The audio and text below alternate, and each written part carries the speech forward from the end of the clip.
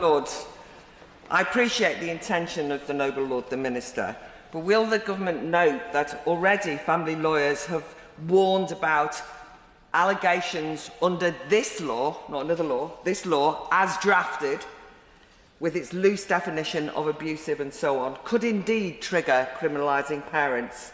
If you're a mum who says to a teenager that they are born in the wrong body and you say, no, you're not, that is a challenge to their identity, and that could even trigger social services investigations. Does the Noble Lord hear those voices? And then could I ask the Noble Lord if he can appreciate that in this pre-legislative scrutiny period, the last thing we want is consensus. What we actually need is scrutiny and proper and robust argument so that we actually draft the law that the Minister obviously wants, but is not the one that's written down at present. Well, I think I'm inclined to agree with the Noble Lady that scrutiny isn't, scrutiny is about challenge.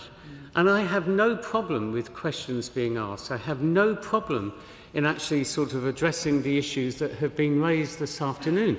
I have attempted to give very clear reassurances, and so did my honourable friend in the other place, give assurances that this bill will not interfere with the rights of parents, will not impact on the rights of medical people giving advice, etc. We are talking about horrendous abuse, and the Noble Lord, Lord Hayward, knows what I'm talking about because he's heard people tell them about their experience.